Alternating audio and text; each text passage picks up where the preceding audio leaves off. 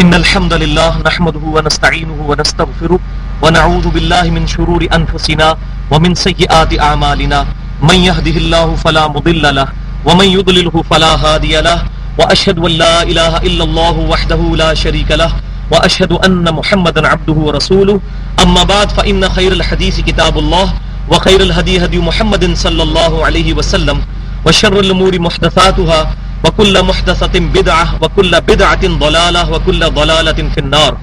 أعوذ بالله السميع العليم من الشيطان الرجيم من همزه ونفثه ونفثه. بسم الله الرحمن الرحيم. رب اشرح لي صدري ويسر لي أمري واحلل عقدة من لساني يفقهوا قولي. بسم الله الرحمن الرحيم. إن الله وملائكته يصلون على النبي يا أيها الذين آمنوا صلوا عليه وسلموا تسليما.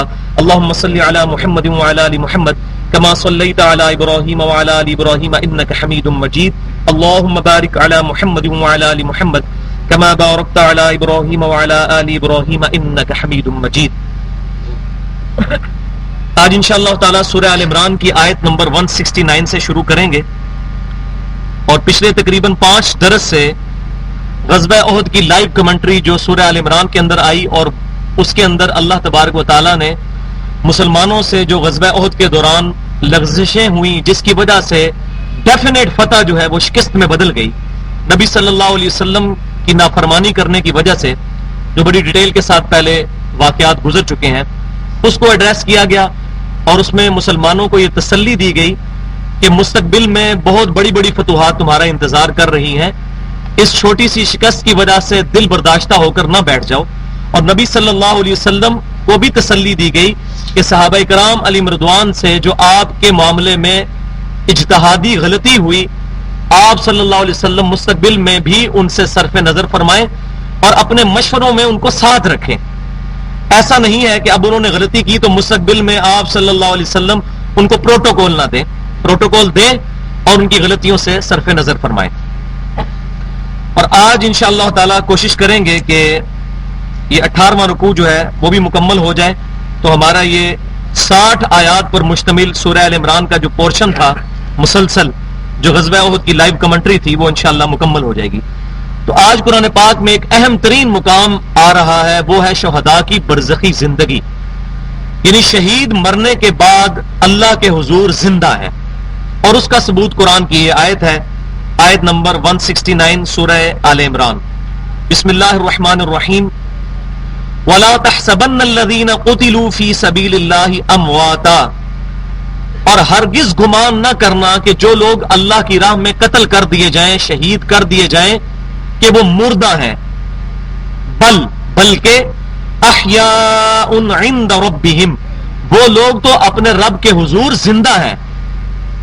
اور زندگی بھی کیسی ہے؟ عند ربہم یرزقون، ان کو اللہ تعالی کی جناب سے رزق بھی دیا جاتا ہے، پرفیکٹ زندگی ہے، اور اس زندگی میں رزق بھی دیا جاتا ہے. اب یہ سارے معاملے برزخ کے ہیں. عربی زبان کے اندر برزخ کہتے ہیں ان سین بیریئر کو. مرنے سے لے کر قیامت کے دن تک کی زندگی برزخ کی زندگی کہلاتی ہے قرآن پاک کی روح سے، اور اس کا ذکر جو ہے وہ سورہ المؤمنون کی آیت نمبر 100 میں موجود ہے. وَمِن وَرَائِهِمْ بَرْزَخٌ إِلَى يَوْمِ يُبْعَثُونَ، ان کے مرنے سے لے کر قیامت کے دن اٹھانے جانے تک کی جو زندگی ہے وہ برزخ ہے، ان سین بیریئر ہے. اب عموماً چونکہ انسان کو قبر میں دفن کیا جاتا ہے، اس لیے اس کو قبر کی زندگی کہا جاتا ہے، لیکن ضروری نہیں ہے. کوئی شخص اگر ایئر کریش میں مر گیا اور اس کی راکھ ہواؤں میں بکھر گئی، اس کے لیے وہ برزخ ہے. کسی شخص کو شیر کھا گیا تو شیر کا پیٹ اس کے لیے برزخ ہے. کوئی شخص سمندر میں ڈوب گیا، وہ اس کے لیے برزخ ہے. اور جو قبر میں دفن ہوا وہ اس کے لیے برزخ ہے. تو اللہ تبارک و تعالیٰ اس بات پر قادر ہے کہ کسی بھی شخص کو عذاب یا جزا دینی ہے جو قبر کی زندگی میں، وہ جہاں پر چاہے دے سکتا ہے. تو یہ برزخ کی زندگی ہے. چونکہ عموماً قبر میں دفن کیا جاتا ہے، اس لیے ہم اسے قبر کی زندگی کہتے ہیں، ورنہ یہ براڈر سینس میں جو ایڈریس کی گئی ہے یہ برزخ کی زندگی ہے، ان سین بیریئر، جو ہماری نگاہوں سے چھپا ہوا پردہ ہے. تو اللہ تعالیٰ فرما رہا ہے کہ شہید زندہ ہے اور تمہیں اس کی زندگی کا شعور تک نہیں. تو یہاں میں برزخی زندگی اور قبر کے بعد کی جو مرنے کے بعد قبر کی زندگی اور قیامت کے دن تک کی جو زندگی ہے اس کے بارے میں اہل سنت کا موقف کیا ہے وہ بیان کروں گا. کچھ تو اہل بدعت کی رائے ہے اور کچھ اہل سنت کی. اہل بدعت میں دو گروہ ہیں، جو ایک طرف ایکسٹریم پہ چلے گئے، کچھ دوسری طرف ایکسٹریم پہ چلے گئے، جبکہ جو اہل سنت کی رائے ہے وہ بالکل قرآن اور سنت کے مطابق ہے. تو اہل سنت سے مراد اہل سنت فرقہ نہیں، اہل سنت فکر ہے، جو امام مسلم بن حجاج قشیری رحمۃ اللہ علیہ المتوفا 261 ہجری صحیح مسلم کے مقدمے میں لے کر آئے ہیں کہ محمد بن سیرین رحمۃ اللہ علیہ جنہوں نے 70 صحابہ کی زیارت کی، وہ کہتے ہیں کہ پہلے ہم ہر شخص کی حدیث قبول کر لیتے تھے جب تک صحابہ ہم میں موجود تھے. جب سے صحابہ فوت ہوئے ہیں اب ہم صرف اہل سنت کی حدیث قبول کرتے ہیں، اہل بدعت کی نہیں کرتے. تو اہل سنت وہ لوگ ہیں جو کتاب و سنت کو صحابہ کرام علیہم رضوان کے منہج کے مطابق سمجھتے ہیں. یہ علیحدہ بدقسمتی کی بات ہے کہ آج ہر فرقہ ہی اپنے آپ کو اہل سنت کہنا شروع کر دیا ہے. بریلوی بھی اپنے آپ کو اہل سنت کہتے ہیں، دیوبند بھی، اہل حدیث بھی، ایون قادیانی بھی اپنے آپ کو اہل سنت کہتے ہیں. لیکن بات وہی ہے جو میں اکثر عرض کرتا ہوں کہ شراب کی بوتل کے باہر اگر روح افزا لکھ لیا جائے تو وہ روح افزا نہیں بن جائے گی. اہل سنت وہی ہوگا جو قرآن و سنت کی فکر پر ہوگا، اجماع کو حجت مانتے ہوئے سلف صالحین کے فہم کے مطابق قرآن و سنت کو سمجھے گا. تو اہل سنت کی جو فکر ہے ایز اے فرقہ نہیں، ایز اے فکر، اس معاملے میں کیا رائے ہے یہ سورۃ البقرہ کی آیت نمبر 154 میں بھی میں نے ڈیٹیل سے عرض کیا تھا. تقریباً پونا گھنٹہ اس آیت پہ میں نے لگایا تھا. وَلَا تَقُولُوا لِمَن يُقْتَلُ فِي سَبِيلِ اللَّهِ أَمْوَاتٌ بَلْ أَحْيَاءٌ وَلَٰكِن لَّا تَشْعُرُونَ. جو لوگ اللہ کی راہ میں قتل کر دیے جائیں انہیں مردہ مت کہو، بلکہ وہ تو زندہ ہے. اللہ تبارک و تعالیٰ کے حضور وہ زندہ ہے، لیکن تمہیں ان کی زندگی کا شعور نہیں. تمہیں ان کی زندگی کا شعور نہیں. اگر شہید کی زندگی کا شعور نہیں تو پروفٹس کی زندگی اس سے بھی اعلیٰ درجے کی زندگی ہے، اس کا بھی ہمیں شعور نہیں. زندگی ہے وہ، لیکن ہمارے ڈومین سے باہر ہے. اس کو شریعت کی ٹرمنالوجی میں کہتے ہیں متشابہات، جو سورہ ال عمران کی 7 نمبر آیت میں نے ڈیٹیل سے عرض کیا کہ جن لوگوں کے دلوں میں کجی ہوتی ہے اللہ تعالیٰ فرماتا ہے وہ متشابہات کے پیچھے لگتے ہیں، حالانکہ متشابہات کا علم صرف اللہ کے پاس ہے، کوئی شخص نہیں جانتا سوائے اللہ کے. تو یہ متشابہات کے پیچھے لگنا ہے. تو شہید زندہ ہے، انبیاء کرام بھی زندہ ہیں اپنی قبروں میں، لیکن برزخی حیات کے ساتھ جس زندگی کا ہمیں شعور نہیں. البتہ جو چیزیں کتاب و سنت میں آئی ہیں ان پر ہم ایمان رکھتے ہیں. اس میں 2-3 احادیث آپ کو انشاءاللہ تعالی بیان کروں گا اس کانٹیکسٹ میں. ایک تو صحیح بخاری کے اندر کتاب الجنائز چیپٹر میں حدیث موجود ہے، بڑی ڈیٹیل حدیث ہے. اگر کسی نے اس ٹاپک پہ برزخی زندگی اور اسلام اس پہ ڈیٹیل سے 1 گھنٹے کا میں نے لیکچر دیا ہے جو یوٹیوب پہ ہمارے چینل کے اوپر 720085 کے اوپر پڑا ہوا ہے. 720085 گوگل میں بھی آپ لکھیں گے تو شروع میں ہمارا چینل کھل جائے گا. اس میں ایک لیکچر ہے برزخی زندگی اور اسلام. تو ڈیٹیل سے میں نے گفتگو کی ہے. کچھ چیزیں میں آج اس کانٹیکسٹ میں ایڈریس کر دوں. صحیح بخاری میں حدیث ہے جو مختصراً میں بیان کر دیتا ہوں. جابر بن عبداللہ رضی اللہ تعالیٰ عنہ کہتے ہیں کہ غزوہ احد کے دوران میرے والد عبداللہ رضی اللہ تعالیٰ عنہ شہید ہو گئے، اور اس وقت مسلمانوں کی حالت ایسی تھی کہ ان کو کچھ دوسرے لوگوں کے ساتھ افراتفری میں دفن کرنا پڑا، یعنی اجتماعی قبر بنانی پڑی. اور میں نہیں چاہتا تھا کہ میرے والد کو اس طرح اجتماعی قبر میں دفن کیا جائے. تو میں نے اپنے والد کے مرنے کے 6 مہینے کے بعد اپنے والد کی قبر کھودی اور اپنے والد کی قبر کی لاش کو میں نے پھر دوسری قبر میں ٹرانسفر کیا. اور وہ کہتے ہیں جب میں نے اپنے والد کو قبر سے نکالا تو ان کا جسم بالکل صحیح سلامت تھا. صحیح بخاری کتاب الجنائز، اور مرنے کے 6 مہینے بعد. اب یہ کوئی سائبیریا کا برفانی علاقہ تو ہے نہیں تھا عرب کہ جہاں 6 سال بھی اگر لاش رہے، بلکہ 6 سال کیا 6000 سال بھی اگر برف میں لاش رکھ دی جائے وہ سلامت رہتی ہے. عرب کے ریگستانوں میں تو سائنٹیفکلی یہ امپاسبل ہے کہ انسان کی لاش 2 یا 3 دن سے زیادہ نکالے، اس میں تو تعفن اور بدبو پھیل جائے گی، گلنا سڑنا شروع ہو جائے گی. وہ گرم زمین ہے، ریگستان ہے. تو اس کی کوئی سائنٹیفک ریزن تو نہیں ہو سکتی سوائے اس کے یہ معجزہ ہے، عقل کو عاجز کر دینے والی چیز کہ جابر بن عبداللہ رضی اللہ تعالیٰ عنہ کا جسم مبارک قبر میں 6 مہینے تک سلامت رہا اور ان کی بھی لاش شفٹ کی گئی.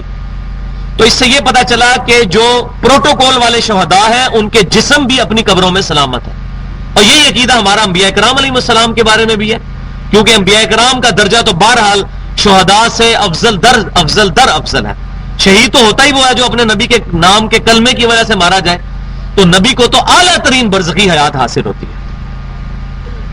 دوسری حدیث صحیح بخاری میں ہی موجود ہے کتاب الجنائز کے اندر کہ سیدنا عمر رضی اللہ تعالیٰ عنہ کی وفات کے 63 سال کے بعد 63 ایئرز کے بعد ولید بن عبد الملک کے دور کے اندر مسجد نبوی کا جو حجرہ عائشہ تھا جس میں نبی صلی اللہ علیہ وسلم کی قبر مبارک اور سیدنا ابو بکر و عمر رضی اللہ تعالیٰ عنہما کی قبریں ہیں، اس حجرے کی دیوار گر گئی.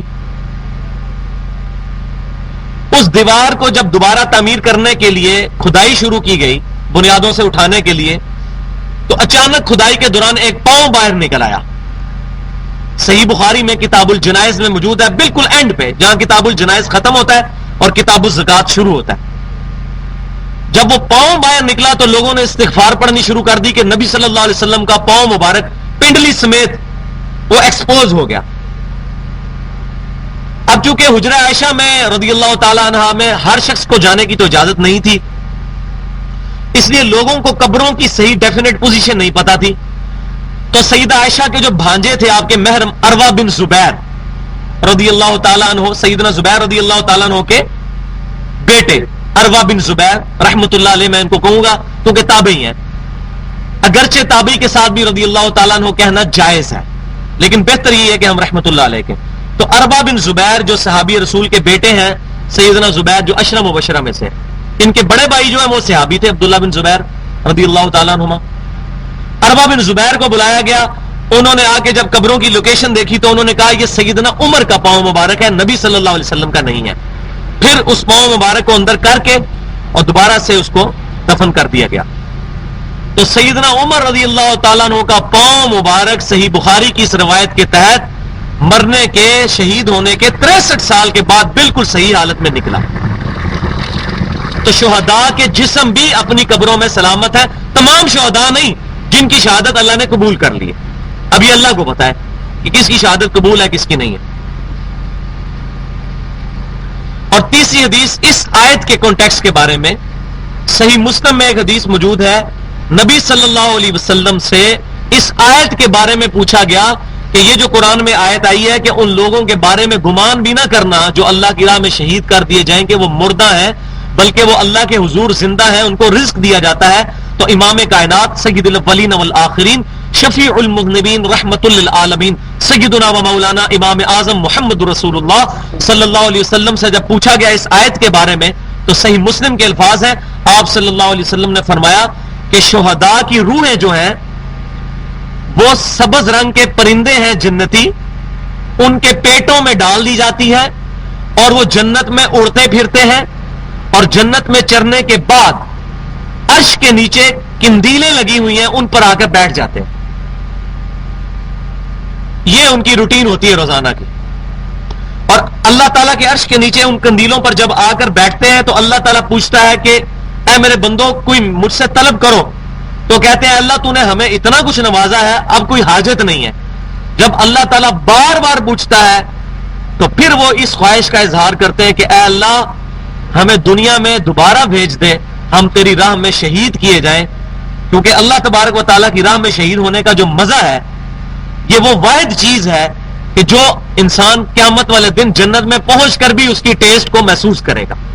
اور صحیح مسلم میں یہ حدیث بھی موجود ہے کہ دنیا سے اگر کوئی شخص جنت میں جانے میں کامیاب ہو گیا وہ کبھی دنیا میں آنا گوارا نہیں کرے گا سوائے شہید کے.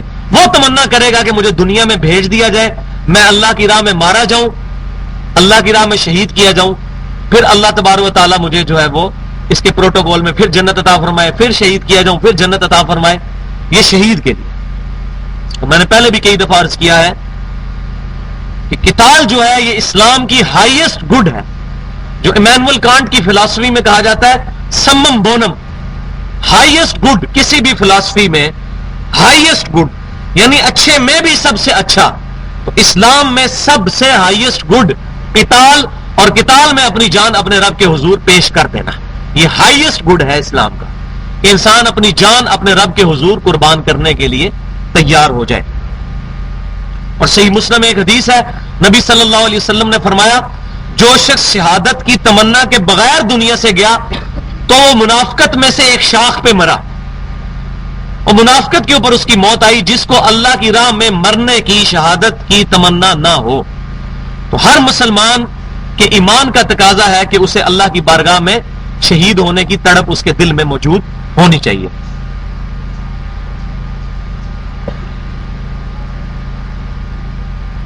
اس کانٹیکسٹ میں تمام انبیاء کے بارے میں ہمارا عقیدہ ہے کہ وہ اپنی قبروں کے اندر زندہ ہیں. البتہ انبیاء کرام کے بارے میں کچھ پروٹوکول زیادہ ملتے ہیں. جیسے صحیح مسلم میں 2 حدیثیں موجود ہیں. نبی صلی اللہ علیہ وسلم نے فرمایا کہ میں نے شب معراج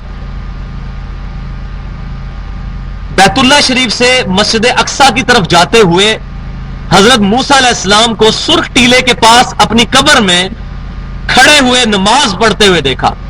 وَقَائِمٌ يُصَلِّي فِي قَبْرِي، وہ اپنی قبر میں کھڑے ہوئے تھے اور نماز پڑھ رہے تھے. یہ صحیح مسلم میں 2 حدیثیں موجود ہیں اوپر تلے حضرت موسیٰ علیہ السلام کے فضائل کے چیپٹر میں. اور ایک حسن درجے کی روایت مسند ابی یعلا میں بھی موجود ہے کہ انبیاء کرام اپنی قبروں میں زندہ ہیں اور نمازیں بھی پڑھتے ہیں. شیخ البانی رحمہ اللہ اس حدیث کو صحیح کہتے ہیں.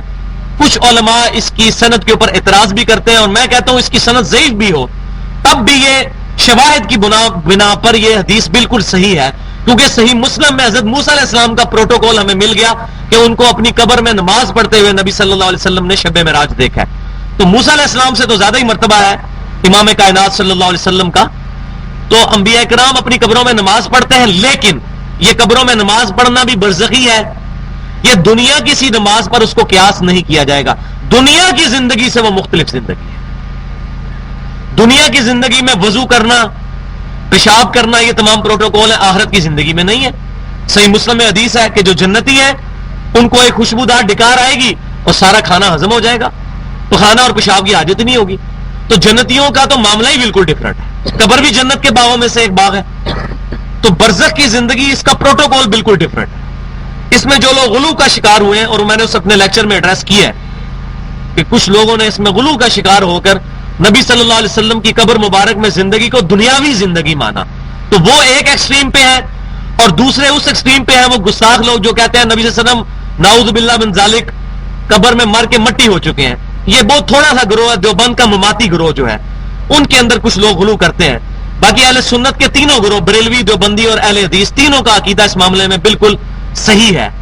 ٹھیک ہے، سوائے چند ایک دیوبند اور بریلویوں کے جنہوں نے اس میں غلو کیا کہ دنیا کی زندگی پر قیاس کیا. تو نبی صلی اللہ علیہ وسلم اپنی قبر مبارک میں زندہ ہے، لیکن آپ صلی اللہ علیہ وسلم کی روح مبارک جنت میں ہے. وہ بخاری اور مسلم کی متفق علیہ حدیث ہے. نبی صلی اللہ علیہ وسلم کو ایک بڑا طویل خواب دکھایا گیا، اور انبیاء کا خواب وحی الہی ہوتا ہے، قرآن میں موجود ہے. حضرت ابراہیم علیہ السلام کو خواب میں دکھایا گیا تھا کہ میں اپنے بیٹے اسماعیل کو ذبح کر رہا ہوں، تو انہوں نے اس کے اوپر ایکٹ کیا. تو انبیاء کا خواب وحی الہی ہوتا ہے. تو ہمارے پروفٹ صلی اللہ علیہ وسلم کو خواب دکھایا گیا کہ آپ صلی اللہ علیہ وسلم، آپ نے ایک بہت لمبا خواب دیکھا، بخاری مسلم میں موجود ہے کتاب التعبیر چیپٹر میں. اس کے اینڈ پہ آپ نے جب اپنا سر مبارک اوپر اٹھایا تو ایک محل دیکھا. جبرائیل علیہ السلام سے پوچھا یہ محل کس کا ہے؟ تو انہوں نے عرض کیا اللہ کے رسول صلی اللہ علیہ وسلم یہ آپ کا محل ہے. تو جبرائیل علیہ السلام سے آپ صلی اللہ علیہ وسلم نے ارشاد فرمایا اے جبرائیل پھر مجھے چھوڑ دو، میں اپنے محل میں داخل ہو جاؤں. تو جبرائیل علیہ السلام نے عرض کیا اللہ کے رسول صلی اللہ علیہ وسلم ابھی آپ کے چند دن دنیا میں باقی ہیں، آپ اپنی دنیا میں زندگی گزارنے کے بعد اسی محل میں آئیں گے. تو آپ صلی اللہ علیہ وسلم جنت کے محل میں ہیں. اگر شہید جنتوں میں ہے تو نبی صلی اللہ علیہ وسلم تو اعلیٰ ترین جنت میں ہے. آپ کا جسم مبارک صحیح حالت میں مدینہ شریف کی قبر میں ہے، اور اس جسم اور اس روح کا تعلق بھی ہے جو برزخی ہے. جو سنن نبی داؤد میں صحیح حدیث موجود ہے کہ جب بھی کوئی شخص مجھ پر سلام پڑھتا ہے اللہ تعالیٰ میری روح لوٹا دیتا ہے، میں اس کے سلام کا جواب دیتا ہوں. لیکن یہ سلام ہے قبر مبارک پہ جو جا کر پڑھے السلام علیکم یا رسول اللہ. یہ صحیح سند سے ثابت ہے. الموطا امام مالک میں، سنن بہیقی کے اندر، مصنف ابن ابی شیبہ میں انٹرنیشنل نمبرنگ کے مطابق 11793 نمبر اثر ہے. عبداللہ بن عمر رضی اللہ تعالی عنہما جب بھی مسجد نبی میں داخل ہوتے 2 نفل پڑھتے، اس کے بعد قبر رسول پر آگے پڑھتے السلام علیکم یا رسول اللہ. پھر سیدنا ابو بکر کی قبر پہ آ کے السلام علیکہ یا ابا بکر، پھر سیدنا عمر کی قبر پر آ کر السلام علیکہ یا ابتا، میرے باپ آپ پر سلام ہو. تو قبر پر جا کر یہ درود شریف پڑھنا سنت سے ثابت ہے. لہذا بعض لوگ جو کہتے ہیں یہ السلام علیکہ یا رسول اللہ بدعت ہے، تو وہ اپنا عقیدہ درست کریں. یہ درود شریف کا صیغہ بدعت نہیں ہے، یہاں سے پڑھنا ثابت نہیں ہے. قبر رسول پہ پڑھنا صحابہ کا عمل ہے، لہذا یہ صیغہ بدعت نہیں ہے. تو اس میں بڑی احتیاط کرنی چاہیے. چھوٹی چھوٹی بات پر بدعت اور شرک کے فتوے لگانا یہ صرف جاہلیت کی نشانی ہے اور کم علمی کی نشانی. ابھی بھی سعودی عرب سے جو حج کی کتابیں چھپ رہی ہیں اس وقت بھی ان پہ روزہ رسول پہ حاضری پہ یہ درود شریف لکھ دیا انہوں نے السلام علیکم یا رسول اللہ. تو یہ نہیں ہے کہ اگر کوئی کام کسی دوسرے مکتب فکر کے لوگ کرتے ہیں تو ہم نے اس کو غلط کہنا ہے. اگر سکھ داڑھی رکھتے ہیں اور مٹھی کے بعد بھی وہ نہیں کاٹتے، اگرچہ جائز ہے، تو مٹھی کے بعد بھی نہیں وہ کاٹتے تو ہم کہیں جی جو کہ سکھ نہیں کاٹتے تو ہم تو کاٹیں گے. تو ایسا نہیں. اگر وہ ویسے کاٹ لیتا ہے صحابہ کرام کا اس پہ اجماع ہے، جائز ہے مٹھی کے بعد داڑھی کاٹنا، لیکن بہتر یہی ہے کہ داڑھی جو ہے اس کو معافی دی جائے. لیکن اتنی لمبی بھی نہ ہو کہ لوگوں کے لیے گھن کا باعث بنے کہ وہ ٹخنوں سے بھی نیچے جا رہی ہو. تو اس معاملے میں بھی تھوڑی احتیاط کرنی چاہیے. اور ویسے بھی صحیح سند کے ساتھ ایک حدیث مل گئی ہمیں، ایک ہی دنیا میں حدیث ہے نبی صلی اللہ علیہ وسلم کی داڑھی مبارک کے اوپر.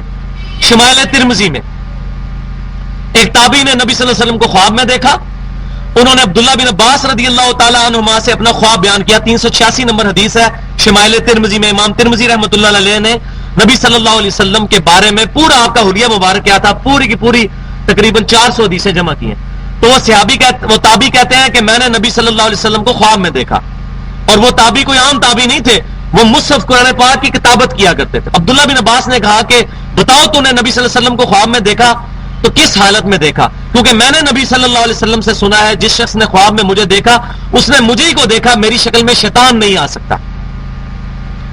تو انہوں نے پھر نبی صلی اللہ علیہ وسلم کا حلیہ بیان کرنا شروع کیا بڑی ڈیٹیل کے ساتھ کہ آپ صلی اللہ علیہ وسلم کا رنگ گندمی مائل سفید اور قد مبارک درمیانہ، آپ صلی اللہ علیہ وسلم کی گردن مبارک جو ہے وہ لمبی، اور آپ صلی اللہ علیہ وسلم کی داڑھی مبارک گھنی اور سیاہ اور پورے چہرے کا احاطہ کیے ہوئے، اور چہرے پہ اور سینے پہ وہاں تک پھیلی ہوئی تھی اس ہڈی تک جو گلے اور سینے کی ملی ہوئی ہڈی ہوتی، یہ والی ہڈی جس کو نہر کہتے ہیں.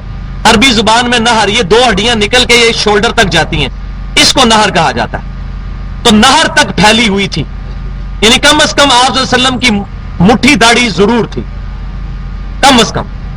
اور میں نے اس پہ یہ اجتہاد کیا ہے کہ اسی لیے عبداللہ بن عمر رضی اللہ تعالیٰ عنہ مٹھی کے بعد اپنی داڑھی کٹوا دیا کرتے تھے. میں نہیں کٹواتا، یہ نہ سمجھے گا میں اپنے لیے کوئی جواز پیدا کر رہا ہوں، لیکن میں آپ کو سمجھا رہا ہوں. صحیح بخاری میں موجود ہے عبداللہ بن عمر رضی اللہ تعالیٰ عنہ حج اور عمرے کے موقع پر تو خصوصاً، اس کے علاوہ بھی الموطا امام مالک میں موجود ہے کہ حج عمرے کے علاوہ بھی عبداللہ بن عمر مٹھی کے بعد داڑھی کاٹتے تھے. اور مزے کی بات ہے یہ جو حدیث ہے کہ داڑیاں بڑھاؤ مجھے پس کرو، اس کے راوی بھی عبداللہ بن عمر ہے. اور اصول محدثین کے مطابق راوی اپنی حدیث کو سب سے بہتر جانتا ہے. تو عبداللہ بن عمر رضی اللہ تعالیٰ عنہ چونکہ متبع سنت تھے، اور صحیح بخاری اور مسلم میں آتا ہے کہ وہ سفر حج کے دوران جہاں جہاں نبی صلی اللہ علیہ وسلم نے اپنی اونٹنی بٹھائی وہاں اپنی اونٹنی بٹھاتے تھے. جہاں آپ صلی اللہ علیہ وسلم نے وضو کیا وہاں وضو کرتے تھے، جہاں آپ صلی اللہ علیہ وسلم نے پیشاب کیا وہاں پیشاب کرتے تھے، یعنی چھوٹی چھوٹی چیزوں کو کاپی کرتے تھے. تو میرا اپنا اجتہاد ہے کہ عبداللہ بن عمر نے چونکہ نبی صلی اللہ علیہ وسلم کی داڑھی مبارک تقریباً ایک مٹھی ہی دیکھی تھی، اسی لیے وہ بھی ایک مٹھی کے بعد اپنی داڑھی کو کاٹ کر حضور کی داڑھی کی طرح کرنے کی کوشش کرتے تھے. لیکن آپ صلی اللہ علیہ وسلم کی داڑھی مبارک قدرتاً تقریباً اتنی تھی، کاٹتے نہیں تھے آپ. یہ کوئی ثابت نہیں. ایک ضعیف سند موجود ہے ترمذی میں، لیکن امام ترمذی نے لکھ دیا کہ روایت غریب ہے، ضعیف ہے وہ روایت.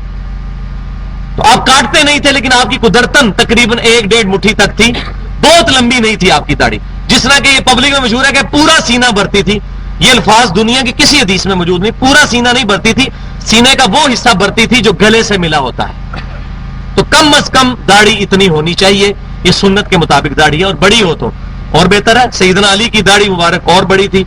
تو اس میں دونوں طرف ذرا احتیاط کے ساتھ چلنا چاہیے کہ افراد و تفرید سے بچنا چاہیے. تو نبی صلی اللہ علیہ وسلم کے بارے میں نے بتایا کہ ہمارا یہ عقیدہ ہے کہ آپ صلی اللہ علیہ وسلم کا جسم مبارک مدینہ شریف کی قبر میں، اور آپ صلی اللہ علیہ وسلم کی روح مبارک جنت کے اندر ہے. اس حدیث کو کہ میری روح لوٹا دی جاتی ہے اور میں اپنے امتی کے سلام کا جواب دیتا ہوں، امام ابو داؤد اسپیشلی قبر رسول پر حاضری والے چیپٹر میں لے کے آئے ہیں. لہذا سلف کے منہج کے مطابق یہ قبر رسول صلی اللہ علیہ وسلم پر حاضری کے بارے میں ہے یہ حدیث. جو بھی شخص قبر رسول پر حاضری دے السلام علیکم یا رسول اللہ، تو اللہ تعالیٰ رسول اللہ صلی اللہ علیہ وسلم کی روح کو اس کی طرف متوجہ کر دے گا. یہاں سے کیا ہے، ہم وہی دروشی پڑھتے ہیں جو نماز میں ہے، السلام علیکم ایھا النبی ورحمۃ اللہ وبرکاتہ اور درود ابراہیم.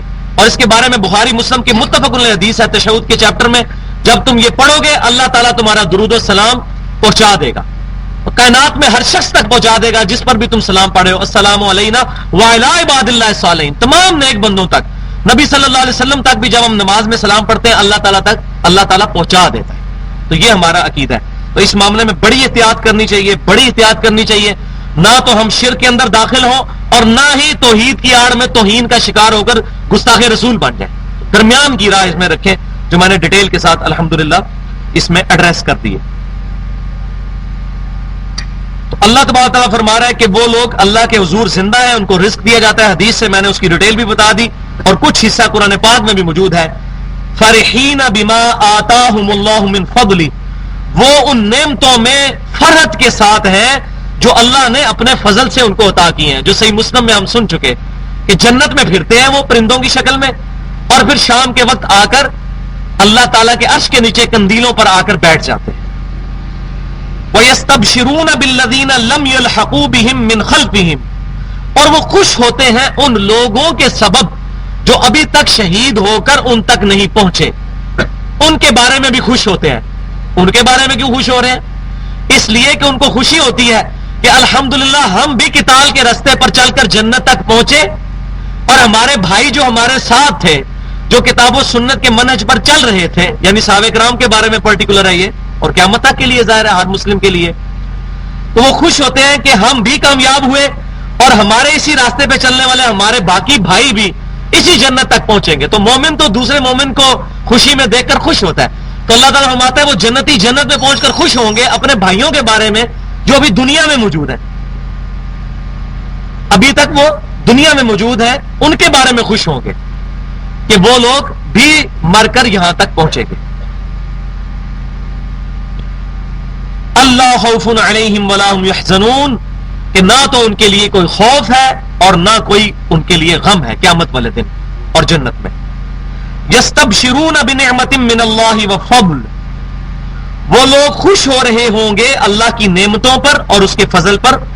وَأَنَّ اللَّهَ لَا يُضِيعُ أَجْرَ الْمُؤْمِنِينَ، اور بے شک اللہ تعالیٰ مومنوں کے اجر کو ضائع کرنے والا نہیں ہے.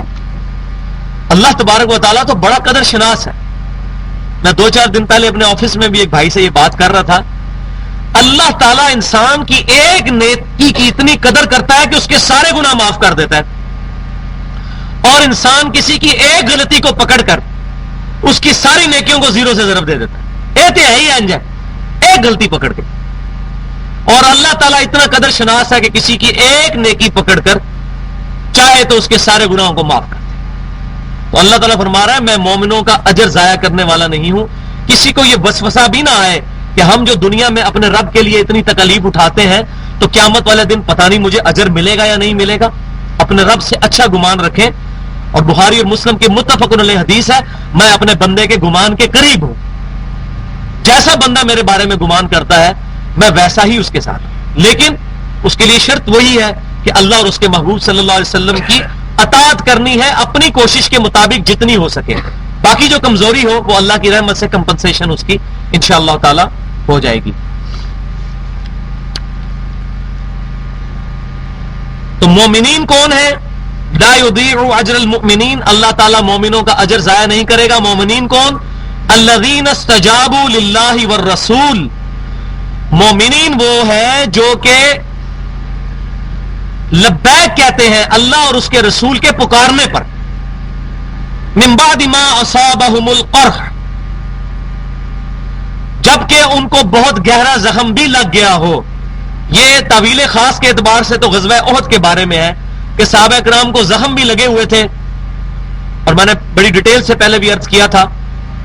تو صحابہ کرام علیہم رضوان جب اس حالت میں انہوں نے چند ایک صحابہ نبی صلی اللہ علیہ وسلم کے ساتھ رہ گئے تھے تو آپ صلی اللہ علیہ وسلم نے اس وقت ڈٹ کر مقابلہ کیا اور کفار کا لشکر وہاں سے بھاگ گیا. پھر آپ صلی اللہ علیہ وسلم نے ندا لگائی. یہ صحیح بخاری میں موجود ہے اس آیت کے شان نزول کے بارے میں کہ ہم اب کفار کا پیچھا کریں گے جا کر، تو کون میرے ساتھ چلے گا؟ اب لوگ زخمی حالت میں بھی لبیک کہا تو سیدہ عائشہ کہتی ہیں، صحیح بخاری میں موجود ہے، حضرت زبیر کو کہتی ہیں کہ تیرے دونوں باپ عبداللہ بن زبیر جو ڈائریکٹ باپ اور دوسرے نانا سیدنا ابوبکر صدیق رضی اللہ تعالی عنہ، یہ دونوں نبی صلی اللہ علیہ وسلم کی اس بات پر لبیک کہنے والوں میں شامل تھے۔ 80 کے قریب صحابہ کرام علیہم رضوان تھے جو نبی صلی اللہ علیہ وسلم کے ساتھ پھر کافروں کے پیچھے گئے، اور واقعی انہوں نے راستے میں ارادہ کیا تھا واپس آنے کا، لیکن جب انہوں نے دور سے دھول اڑتی محسوس کی تو پھر انہوں نے اپنا ارادہ ترک کر دیا۔ تو تعویل خاص کے اعتبار سے تو ان کا ذکر ہے، باقی تعویل عام کے اعتبار سے قرآن پاک کی آیات یونیورسل اور افاقی ہیں، قیامت تک کے لیے جو اللہ اور اس کے رسول کی آواز کے اوپر لبیک کہے گا عز و جل و صلی اللہ علیہ وسلم، وہ اس میں داخل ہے۔ للذین احسنوا منہم واتقوا اجر عظیم، ان کے لیے جنہوں نے نیکی کی ان میں سے اور تقوی اختیار کیا بہت بڑا اجر ہے۔ الذین قال لهم الناس، یہ وہ لوگ ہیں مومنین کامل کہ جب ان سے لوگوں نے یہ کہا ان الناس قد جمعوا لکم فاخشوہم، لوگوں نے ان کو ڈرایا کہ دیکھو ایک بہت بڑی جماعت لوگوں نے تمہارے خلاف تیار کی ہے، مسلمانوں تم پر حملہ کرنے کے لیے۔ نبی صلی اللہ علیہ وسلم کو اور صحابہ کرام کو دھمکی دی جب لوگوں نے کہ کافر آپ پر حملہ آور ہونے والے ہیں، فزادہم ایمانا، تو ان کا ایمان اور بڑھ گیا۔ کیوں بڑھ گیا؟ وَلَنَبْلُوَنَّكُمْ بِشَيْءٍ مِّنَ الْخَوْفِ وَالْجُوعِ وَنَقْصٍ مِّنَ الْأَمْوَالِ وَالْأَنفُسِ وَالثَّمَرَاتِ، ہم ضرور تمہیں آزمائیں گے، بھوک سے بھی، خوف سے بھی، تمہاری جانوں اور مال کے نقصان سے بھی۔ تو اللہ تعالیٰ فرما رہا ہے ایمان والوں کا تو ایمان بڑھ گیا جب انہوں نے سنا کہ کافر ہم پہ اتنا بڑا لشکر 3000 کا لے کر غزوہ احد میں آ رہے ہیں، تو ایمان والوں کا ایمان بڑھ گیا۔ لوگوں نے تو کوشش کی کہ وہ بزدلی دکھائیں، ان کو دھمکی لگائی کہ آ رہے ہیں تمہیں سیدھا کر دیں گے، جو یہودی تھے انہوں نے کہا۔ اللہ فرما رہا ہے ایمان والوں کا ایمان اور بڑھ گیا کہ اللہ تعالیٰ ہمیں آزمائے گا، اور انشاءاللہ تعالیٰ آزمائش سے جو گزریں گے ان کے لیے اجر ہوگا۔ اور کیا کہا؟ وقالوا حسبنا اللہ ونعم الوکیل، تو نبی صلی اللہ علیہ وسلم اور ان کے صحابہ پکار اٹھے حسبنا اللہ ونعم الوکیل، ہم نے اللہ ہی پر بھروسہ کیا اور وہ سب سے بہتر کارساز ہے، اس سے بڑھ کر کوئی کارساز نہیں۔ یہ بہت پیارا وظیفہ ہے۔ صحیح بخاری میں اسی کانٹیکسٹ میں امام بخاری 2 حدیثیں لے کر آئے ہیں۔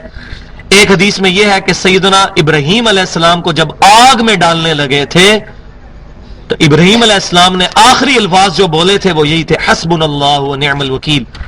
الحمدللہ یہ ہم نے وظیفہ اپنے صبح شام کے اذکار کے کارڈ میں جو بھی 1 ہفتے تک چھپ جائے گا، آج فائنل ہو چکا ہے، وہ ڈال دیا یہ وظیفہ حسبنا اللہ ونعم الوکیل، جب بھی کوئی مشکل پریشانی ہو۔ اور دوسری حدیث صحیح بخاری میں موجود ہے کہ نبی صلی اللہ علیہ وسلم اور ابراہیم علیہ السلام بھی مشکل اور پریشانی میں جب ہوتے تھے تو یوں ہی الفاظ کہا کرتے تھے حسبنا اللہ ونعم الوکیل۔ اور نبی صلی اللہ علیہ وسلم کا تو ذکر اسی آیت میں آ گیا ہے کہ تمام صحابہ کرام نے کہا ہم نے اللہ ہی پر بھروسہ کیا اور وہ ہمارے لیے بہتر کارساز ہے۔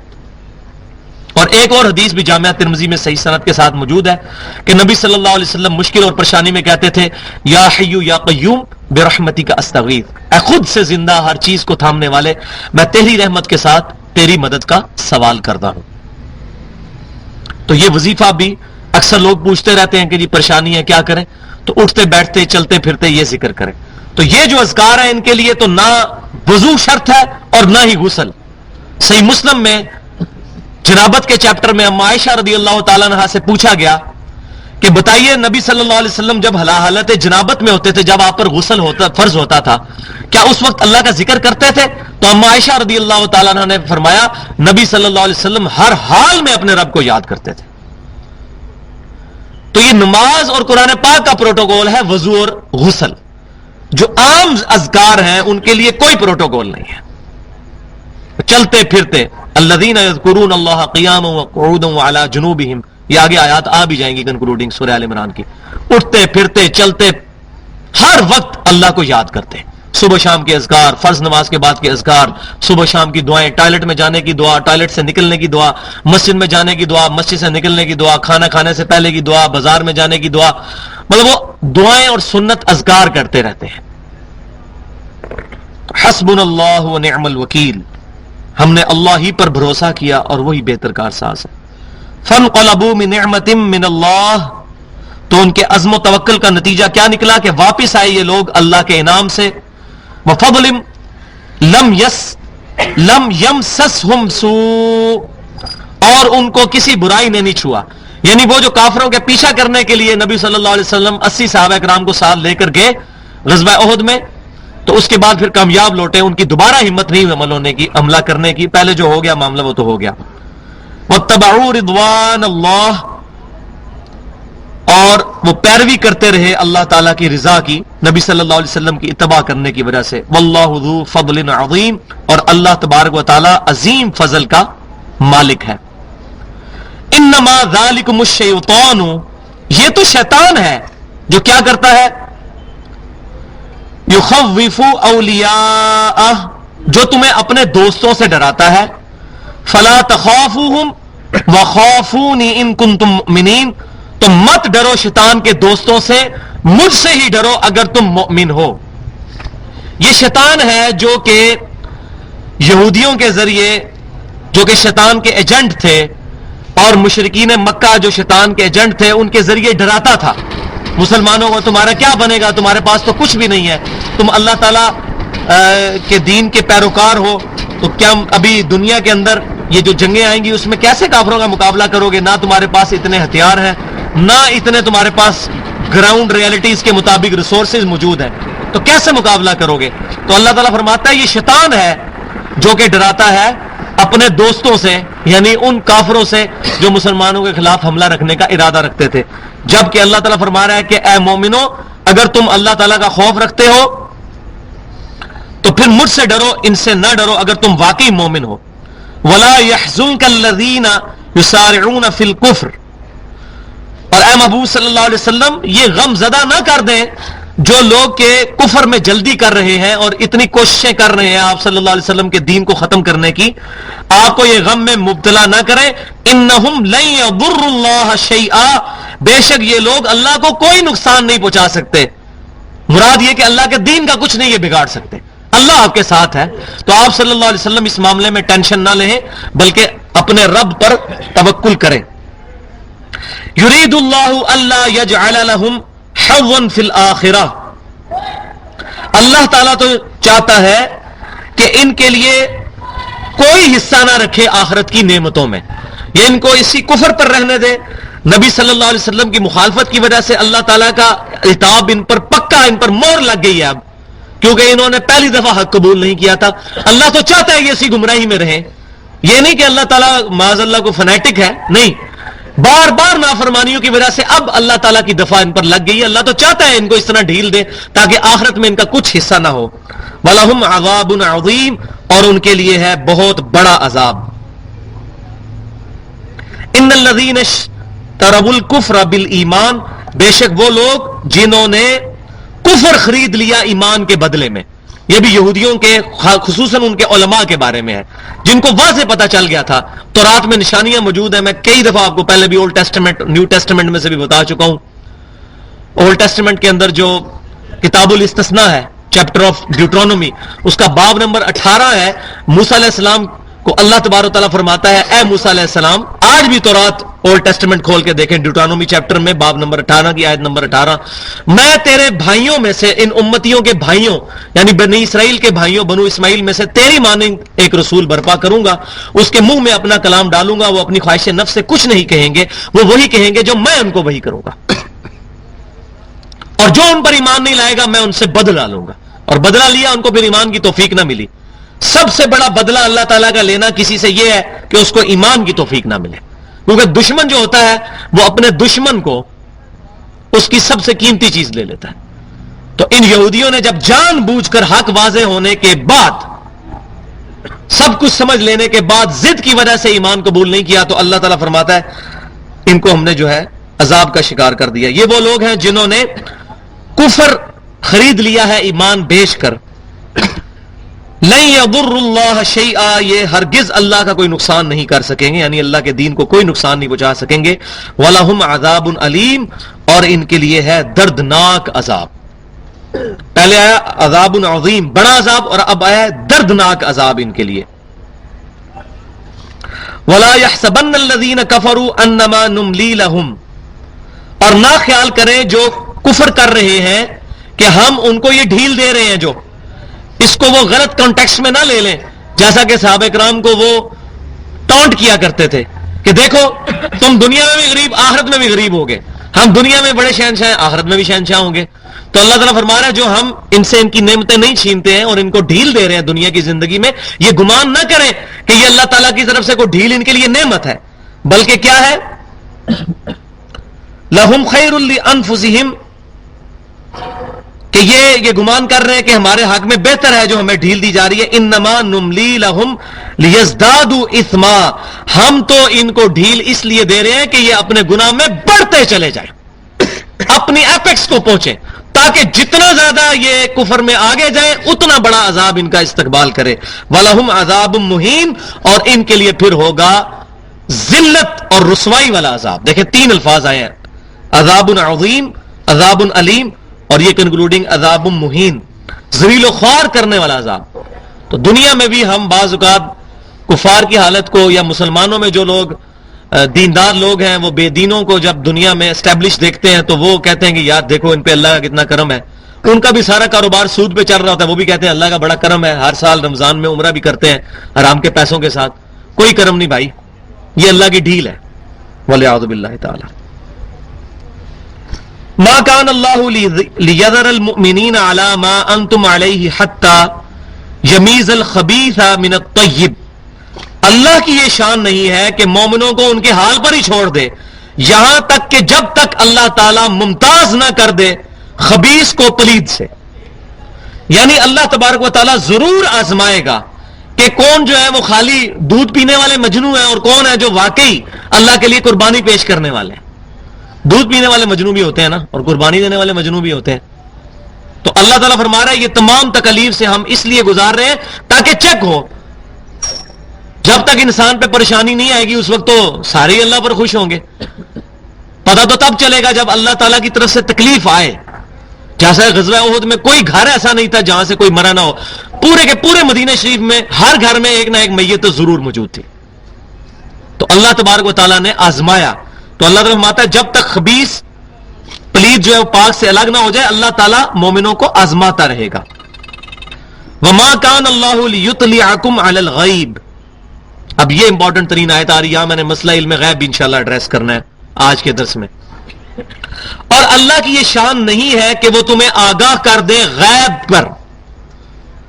غیب عربی زبان میں کہتے ہیں چھپی ہوئی چیز کو، اور شریعت کی ٹرمینالوجی میں علم غیب سے مراد وہ علم ہے جو حواس خمسہ کے بغیر حاصل ہوتا ہے، یعنی کان، آنکھیں اور اس طریقے سے چھونا، چکھنا، یہ تمام حواس خمسہ، ان کے بغیر جو علم حاصل ہو جائے، ان چیزوں کو یوز کیے بغیر، وہ علم غیب ہے۔ جو انسٹرومنٹس کے ذریعے علم حاصل ہوتا ہے جیسے الٹرا ساؤنڈ ہے، یہ علم غیب نہیں ہے۔ علم غیب ہے کہ ان تمام چیزوں کو حواس خمسہ کو استعمال کیے بغیر کسی چیز کا علم ہو جائے، وہ علم غیب۔ تو جب انسٹرومنٹس یوز کیے جائیں گے یا حواس خمسہ کو استعمال کیا جائے گا تو وہ علم غیب نہیں کہلائے گا، وہ تو بھی ڈیفینیٹ نالج ہوگا۔ مثال کے طور پر کوئی شخص یوں یہاں بیٹھے بیٹھے بتا دے کہ اس زمین میں کتنی گہرائی کے اوپر پانی ہے اور ایگزیکٹ وہاں سے پانی نکلا ہے، تو یہ علم غیب ہوگا۔ اور یہ انبیاء کے ساتھ خاص ہے کیونکہ اللہ تعالیٰ ان کو غیبی خبریں عطا فرماتا ہے، وہ خود نہیں جانتے، اللہ تعالیٰ ان کو عطا فرماتا ہے۔ لیکن آج کل ایسے انسٹرومنٹس موجود ہیں، 5-7 ہزار روپے لیتے ہیں، زمین میں 2 فٹ کا گڑھا کھودتے ہیں، اس میں وہ انسٹرومنٹ رکھتے ہیں، اور اس انسٹرومنٹ سے جو ہے وہ ویوز نکلتی ہیں اور وہ ٹکرا کے زمین میں گہرائی تک واپس آتی ہیں، ریباؤنڈ ہونے سے پتہ چل جاتا ہے کتنی ڈیپتھ میں پانی یہاں موجود ہے۔ تو یہ علم غیب نہیں ہوگا، یہ آپ نے انسٹرومنٹ کے ذریعے فزیکلی اس کو چیک کیا، جیسے خوردبین کے ذریعے ہم فزیکلی کئی چیزوں کو دیکھ سکتے ہیں جو نیکڈ آئی کے ذریعے نہیں دیکھ سکتے، تو یہ علم غیب نہیں ہوگا۔ جو بھی انسٹرومنٹس اور حواس خمسہ کے ذریعے علم حاصل ہوگا وہ علم غیب نہیں ہوگا، وہ ہمارے حواس کا علم ہوگا۔ علم غیب یہ ہے حواس خمسہ کو استعمال کیے بغیر جو علم حاصل کیا جاتا ہے۔ تو اللہ تعالیٰ فرما رہا ہے کہ اللہ کی یہ شان ہی نہیں ہے کہ اپنے غیب پر کسی کو اطلاع دے، وَلَٰكِنَّ اللَّهَ يَجْتَبِي مِن رُّسُلِهِ مَن يَشَاءُ، وَلَٰكِن اسی کی اردو میں ٹرانسلیشن ہے لیکن، وَلَٰكِنَّ اللَّهَ يَجْتَبِي، لیکن اللہ تعالیٰ چن لیتا ہے، مِن رُّسُلِهِ مَن يَشَاءُ، اپنے رسولوں میں سے جس کے لیے چاہتا ہے، فآمنوا باللہ ورسولہ، پس ایمان لاؤ اللہ پر اور اس کے رسول کو جو غیبی خبریں دی گئیں ان پر ایمان لاؤ۔ اللہ اپنے رسولوں کو غیب کی خبروں کے لیے چنتا ہے۔ تو اس سے بالکل کیٹاگوریکل یہ چیز پتہ چل گئی کہ اللہ تبارک و تعالی جب چاہتا ہے اپنے انبیاء کرام کو غیب کی خبریں عطا فرماتا ہے، یا علم غیب بھی اس پہ بولا جا سکتا ہے۔ یہ بعض لوگ علم غیب کے بارے میں الرجی ہو جاتے ہیں اور کہتے ہیں جی جب نبی کو پتہ چل گیا تو علم غیب ہی نہ رہا، تو وہ تو اللہ کو بھی سب کچھ پتا ہے، تو اللہ کے پاس بھی پھر علم غیب کوئی نہیں ہے۔ تو اتنی نان سینس بات کرتے ہیں یہ۔ اللہ کہتا ہے عالم الغیب والشہادہ، میں غیب اور شہادت کا جاننے والا ہوں، تو اللہ کے لیے تو کوئی چیز غیب نہیں ہے، پھر تو اللہ کو بھی غیب کا علم نہ ہوا۔ اگر نبی کے بارے میں یہ بات کرتے ہیں کہ نبی کو جب اللہ نے کوئی غیب کی بات سکھا دی تو غیب تو نہ رہی، وہ ظاہر ہوگی، یہ اتنا تھرڈ کلاس جملہ ہے، بلکہ 10th کلاس جملہ ہے کہ جو اپنے گلے میں ڈالنے والی بات ہے، بد عقیدگی پہ مبنی یہ جملہ ہے۔ ورنہ تو اللہ کے بھی سامنے سارا کچھ ہے، اللہ کو بھی علم غیب نہیں ہے۔ تو انبیاء کے لیے علم غیب کا لفظ بھی بولا جا سکتا ہے کہ اللہ نے ان کو جن چیزوں کا علم غیب عطا فرمایا، تو اس میں غیب کی خبریں بھی لفظ ٹھیک ہے، علم غیب بھی ٹھیک ہے۔ اور مصنف ابن ابی شیبہ میں صحیح سند کے ساتھ حدیث بھی موجود ہے کہ اللہ تعالیٰ اپنے نبیوں کو بعض چیزوں کا علم غیب عطا فرماتا ہے۔ ایون سعودی عرب سے جو ایسل بیان کی تفسیر شائع ہوئی ہے، اس آیت کی تفسیر میں انہوں نے بھی یہ لفظ لکھ دیا ہے کہ اللہ تعالیٰ اپنے نبیوں کو علم غیب عطا فرماتا ہے بعض چیزوں کا۔ تو اب تو ماشاءاللہ زمین نے اپنے خزانے کھول دیے ہیں، اب جو چند تنگ نظر جو ذہنیت تھی وہ ختم ہو چکی ہے، لیکن ہر چیز کا علم وہ دوسرے پینڈولم کی ایکسٹریم ہے، ہر چیز کا علم نہیں، جو چاہتا ہے عطا فرماتا ہے۔ اس میں بنیادی طور پر 3 فرق یاد رکھیں، اس آیت پہ میں نے گفتگو کرنی ہے تھوڑی سی، کہ انبیاء کرام کے علم میں علیہم السلام اور اللہ کے علم میں بنیادی 3 فرق ہیں۔ اللہ کا علم ذاتی ہے، کسی کے بتائے بغیر ہے۔ انبیاء کرام کا علم غیب عطائی ہے، اللہ کے بتانے پر ہے، جتنا بتایا اتنا ہے، جتنا نہیں بتایا وہ نہیں ہے۔ لیکن ہم فیتا لے کے ناپیں گے نہیں کہ کیا بتایا کیا نہیں بتایا، اس چکر میں نہیں پڑنا، بس ہم ایمان رکھتے ہیں جو کچھ بتایا گیا، اور جو نہیں بتایا وہ اللہ اور اس کے رسول کا معاملہ، ہمیں تو نہیں پتا صلی اللہ علیہ وسلم۔ دوسرا فرق محدود اور لا محدود کا، اللہ کا علم لا محدود ہے اور انبیاء کرام کا علم غیب محدود ہے، جتنا بتایا اتنا ہے۔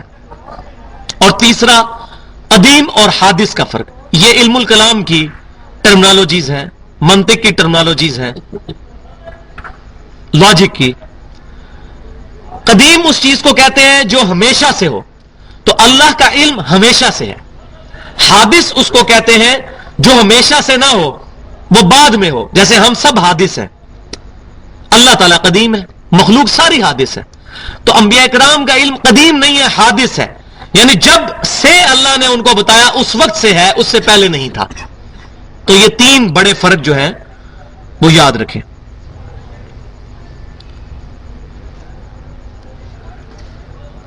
اب مکمل علم غیب کے بارے میں کچھ آیات اور حدیثیں بھی انشاءاللہ تعالی کلیئر کروں گا یہاں پر۔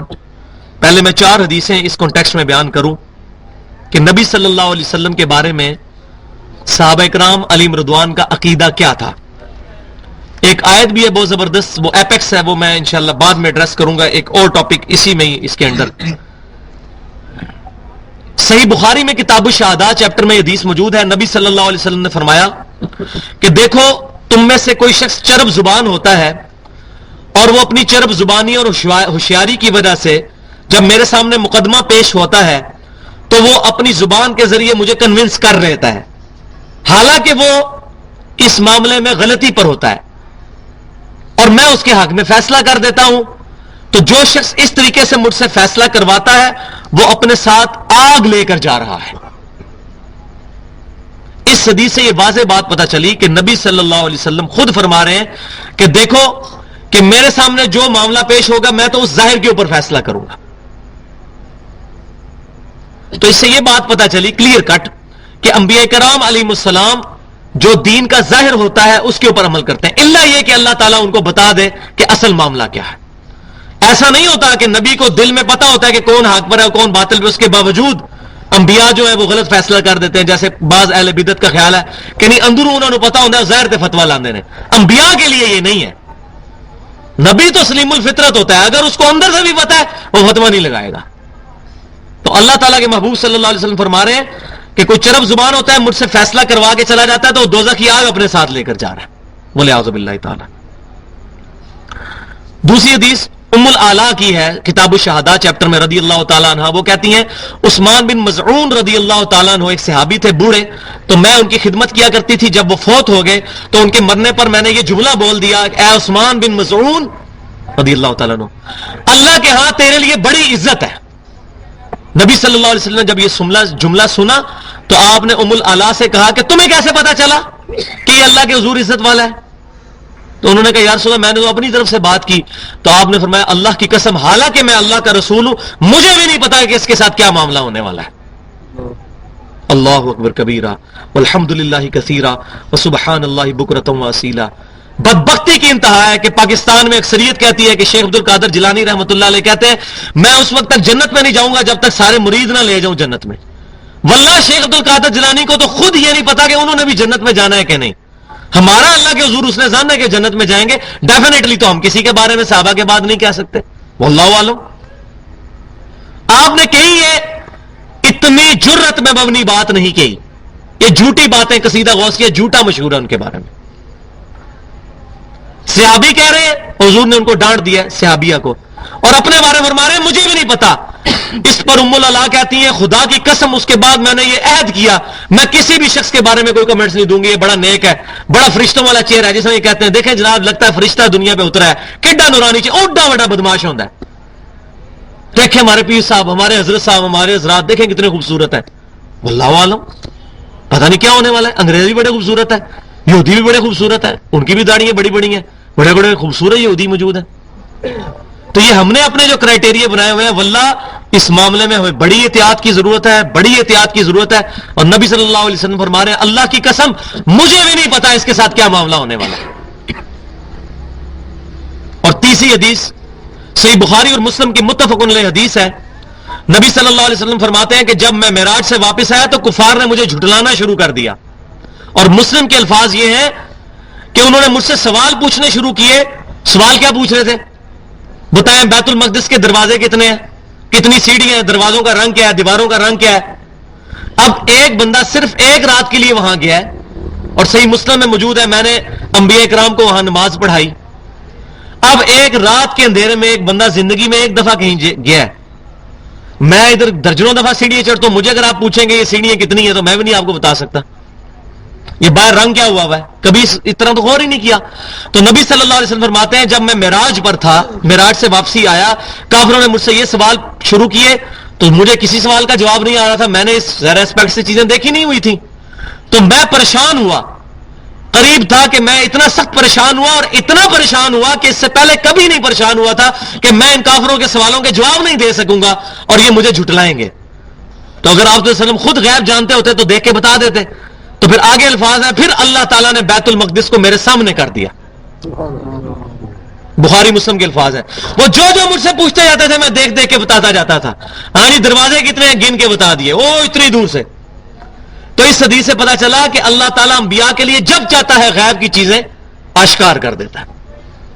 اور اسی میں چوتھی حدیث کانٹیکسٹ میں جو سب سے زیادہ اہل بدعت پیش کرتے ہیں وہ بخاری اور مسلم کی متفق علیہ حدیث ہے کہ نبی صلی اللہ علیہ وسلم کے اوپر چند منافقین نے جب اعتراض کیا تو آپ صلی اللہ علیہ وسلم ممبر رسول پر چڑھے اور آپ صلی اللہ علیہ وسلم نے ارشاد فرمایا جب تک میں اس ممبر پر موجود ہوں مجھ سے جو پوچھنا چاہتے ہو پوچھ لو.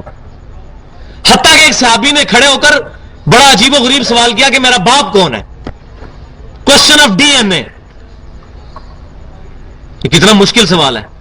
تو آپ صلی اللہ علیہ وسلم ان کے بارے میں لوگ تان کرتے تھے کہ یہ ولد الزنا ہے نعوذ باللہ. تو نبی صلی اللہ علیہ وسلم نے بتا دیا کہ تمہارا باپ فلاں ہے, یعنی وہ انہی کا باپ تھا جو ان کے مشہور تھے وہی باپ تھے, یعنی وہ ولد الزنا نہیں تھے. اتنا انہوں نے سوال کیا. اس کے بعد سیدنا عمر رضی اللہ تعالیٰ نے گھٹنوں کے بل گرے اور انہوں نے کہا ہم اللہ کے رب ہونے پر, محمد صلی اللہ علیہ وسلم کے نبی ہونے پر اور اسلام کے دین ہونے پر راضی ہیں. رضیت باللہ ربا وبالاسلام دینا وبمحمد نبیا ورسولا. پھر حضور صلی اللہ علیہ وسلم کا جلال ٹھنڈا ہوا. تو اس حدیث کو بعض لوگ پیش کرتے ہیں کہ نبی صلی اللہ علیہ وسلم نے کہا جو چاہو مجھ سے پوچھو, لیکن اس میں الفاظ ہے جب تک میں اس مقام پر کھڑا ہوں. ان دونوں حدیثوں کو جوڑ لیں, ایک حدیث کو لے کے رزلٹ نہیں نکلتا. کیونکہ اس مقام پر اللہ تبارک و تعالیٰ نے نبی صلی اللہ علیہ وسلم کو یہ اجازت دے دی تھی کہ اب جو بھی آپ سوال آپ سے پوچھیں گے اللہ تعالیٰ آپ کو وحی کے ذریعے بتا دے گا. تو یہ اس کے اندر بلٹ ان موجود ہے, امپلائڈ ہے اس کے اندر, اور اس کا ثبوت وہ بخاری مسلم کی حدیث ہے جو شب معراج والی ہے. تو میں نے یہ ڈیٹیل کے ساتھ اس چیز کو عرض کر دیا. ابھی کچھ چیزیں اس کانٹیکسٹ میں باقی ہیں, وہ چلے میں کوشش کرتا ہوں 2-4 منٹ میں اسی میں یہ ایڈریس کر دوں تاکہ ہماری ریکارڈنگ میں ایک ہی جگہ پہ یہ بات آ جائے. تو 5 منٹ ہی رہ گئے ہیں لیکن انشاءاللہ یہ کور ہو جائیں گی اس کانٹیکسٹ میں. اب وہ میں آیت پیش کرنے لگوں جو میں نے بتایا تھا علم غیب کے حوالے سے ایپیکس ہے. سورہ التحریم پارہ نمبر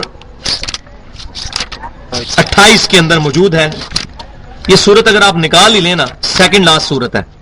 29واں پارہ جہاں شروع ہوتا ہے نا, اس سے پہلے جسٹ پہلے سورہ التحریم ہے, آخری سورت ہے 28ویں پارے کی.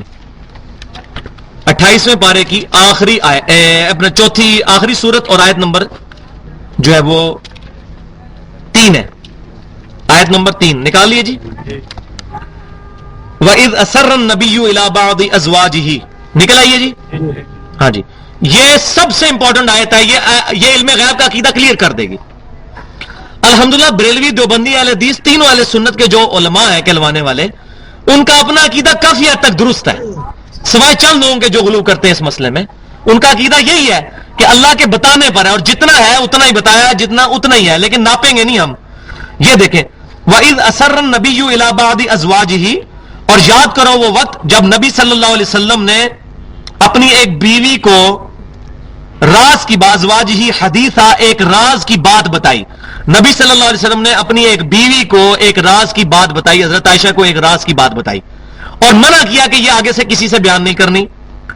فَلَمَّا نَبَّأَتْ بِهِ وَأَظْهَرَهُ اللَّهُ عَلَيْهِ, پھر جب اس بیوی نے وہ بات حضور کا راز لیک کر دیا اور کسی دوسرے کو بتا دیا, دوسری بھی حضور کی بیوی تھی حضرت حفصہ, یہ بخاری مسلم میں ملتا ہے.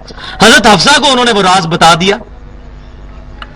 وَأَظْهَرَهُ اللَّهُ عَلَيْهِ, اور اللہ تعالیٰ نے ظاہر کر دیا نبی صلی اللہ علیہ وسلم پر کہ آپ کے نبی نے, آپ کی بیوی نے آپ کا راز لیک کر دیا ہے. علیہ عرف بعضہ وأعرض عن بعض, تو جب اللہ نے آگاہ کیا تو آپ صلی اللہ علیہ وسلم نے اپنی بیوی پر وہ چیز ظاہر کر دی. عرف بعضہ وأعرض عن بعض, کچھ چیز بتا دی اپنی بیوی کو کہ تم نے جو ہے وہ میرا راز لیک کر دیا, اور کچھ چیزوں سے صرف نظر کیا. ایک اچھے استاد کا طریقہ ہوتا ہے کہ مکمل طور پہ ہی نہ کسی کو جو ہے وہ اتنا وہ شرمندہ ہو کہ وہ پھر توبہ بھی کرنے پہ آمادہ نہ. تو حضور نے اشارتاً بات کی اپنی بیوی سے, حضرت عائشہ کہ تو نے میری اس طرح کی بات لی کی ہے. تو نبی صلی اللہ علیہ وسلم کو اللہ نے جب بتایا, فلما نبأہا, جب نبی صلی اللہ علیہ وسلم نے خبر دے دی ان کو, اپنی بیوی کو, بھی اس کی, قالت, تو اس بیوی نے کہا, من انباک ھذا, یا رسول اللہ آپ کو کس نے یہ بات بتا دی ہے. اگر حضرت عائشہ کا عقیدہ ہوتا حضور خود غیب جان لیتے ہیں تو سوال کرنا ہی نہیں چاہیے تھا. یا رسول اللہ آپ کو کیسے پتا چلا کہ میں نے آپ کا راز لیک کر دیا ہے. قال نبأنی العلیم الخبیر, تو نبی صلی اللہ علیہ وسلم نے فرمایا مجھے اس نے خبر دی ہے, اس نے جو تمام علم کا جاننے والا اور خبروں کا جاننے والا ہے. تو اس نے عقیدہ علم غیب کلیئر کر دیا. آپ نے یہ نہیں فرمایا کہ میں نے خود غیب حاصل کر لیا, فرمایا مجھے اس نے خبر دی ہے جو تمام غیبوں کا جاننے والا ہے. تو حضرت عائشہ رضی اللہ تعالیٰ عنہ کا بھی عقیدہ کلیئر ہو گیا کہ وہ بھی کیٹاگوریکل یہ چیز نہیں مانتی تھی کہ نبی صلی اللہ علیہ وسلم کو ہر وقت ہر چیز کا علم ہوتا ہے. دوسری حدیث بخاری اور مسلم میں, دوسرا جو اس کنٹیکسٹ میں حدیث ہے, صحیح بخاری اور مسلم کی متفق علیہ حدیث ہے کہ امام کائنات صلی اللہ علیہ وسلم جب غزوہ تبوک پر گئے تو کچھ صحابہ پیچھے رہ گئے تھے. بڑی ڈیٹیل سے حدیث ہے 3 صحابہ کے بارے میں جن کی توبہ کا واقعہ اشارتاً غزوہ تبوک میں سورہ توبہ کے اندر بھی موجود ہے.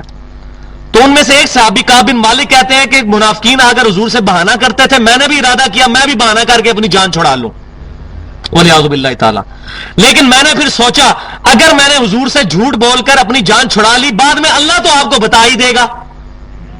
کیونکہ حضور صلی اللہ علیہ وسلم کو اس وقت تک پتہ نہیں چلتا تھا جب تک اللہ نہیں بتاتا تھا. تو آپ صلی اللہ علیہ وسلم منافقین کے بہانے سن سن کر ان کو کہتے تھے, کوئی کہتا تھا میری بیوی بیمار ہے, جھوٹ بولتا تھا, حضور فرماتے جاؤ.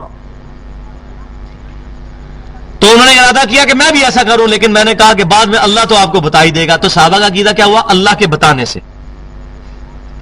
اور بخاری اور مسلم کی متفق علیہ حدیث ہے، نبی صلی اللہ علیہ وسلم نے فرمایا کہ میری وفات کے بعد نبوت کی خبروں میں سے صرف مبشرات باقی ہیں۔ پوچھا گیا مبشرات کیا ہے، تو فرمایا خواب، اور صحیح مسلم کے الفاظ ہیں خواب یا اللہ کی طرف سے ہوگا یا شیطان کی طرف سے، تو خواب بھی کتاب و سنت میں پیش کیے جائیں گے۔ یہ نہیں ہے کہ خوابوں کے اوپر پورا دین کھڑا ہو جائے گا، کتاب و سنت پہ ہی خواب پیش کیا جائے گا، ورنہ ہر فرقے والا خوابوں کے ذریعے دوسرے والوں کو غلط، اپنے والوں کو صحیح ثابت کرتا ہے۔ تو دین کا کوئی مسئلہ خوابوں سے اخذ نہیں ہوگا، دین کتاب و سنت سے ہی اخذ ہوگا، اجماع سے اخذ ہوگا۔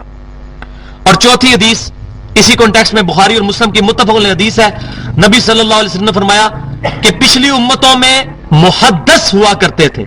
محدث حدیث روایت کرنے والا، محدث جس کے دل میں بات ڈالی جائے، الہام، جیسا کہ حضرت مریم کو الہام ہوا وہ نبی نہیں تھی، حضرت موسیٰ کی والدہ کو الہام ہوا وہ نبی نہیں تھی۔ تو پرانی امتوں میں محدث بھی ہوا کرتے تھے انبیاء کے علاوہ، جن کے دلوں میں اللہ تعالیٰ غیب کی خبریں ڈال دیتا تھا، الہام ڈال دیتا تھا۔